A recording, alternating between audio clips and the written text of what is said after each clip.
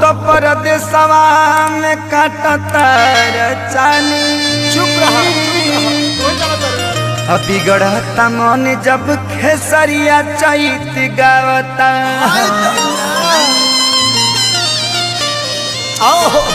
देखियो का कहती है औरतिया भैया कि घाम लागता राजा एगो छाता और अरे घाम लागता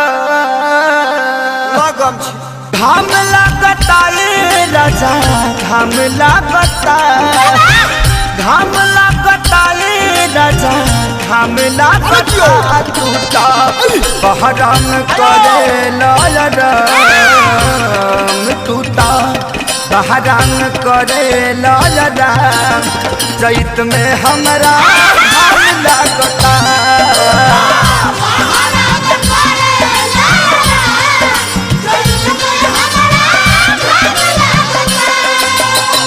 घाम लागता राजा घाम लागता घाम लागता राजा घाम लागता टूटा बहराम करे ललराम टूटा बहराम करे ललराम चैत में हमरा घाम लागता।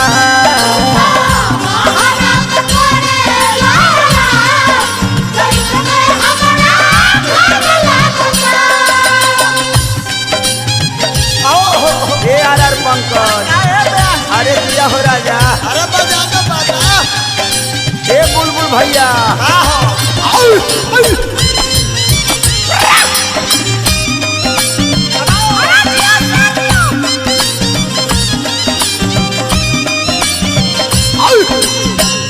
अरे दिया ए राजा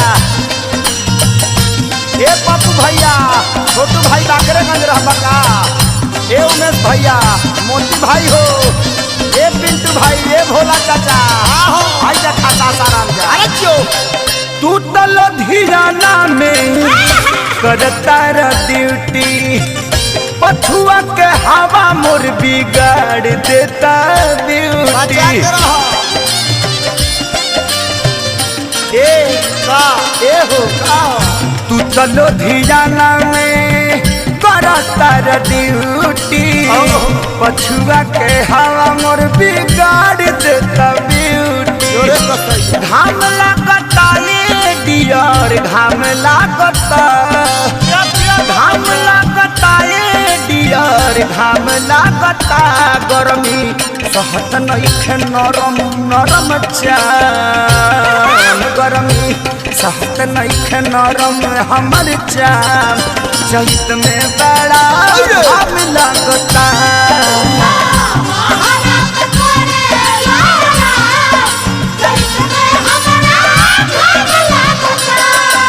बलमू जी आ जाइता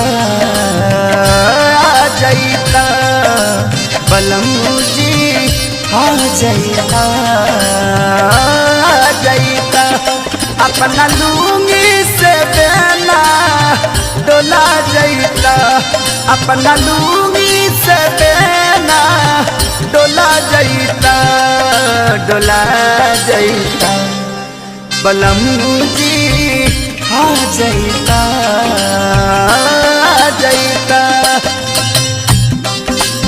ए पवन बिहारी देखा बोलाओ तेरे खेसारी ए बजरंगी बाबा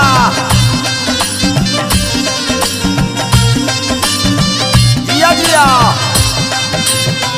दुइया दिन काटे गईनी लग गई लुक हो दहिया के साथे साथे जो बनो गईल सुख हो ए हो और सिस्टम सुख गईल बा दुइये दिन काटे गईनी लागे गईल लुक हो दहिया के साथे साथे जो बनो गईल सुख हो।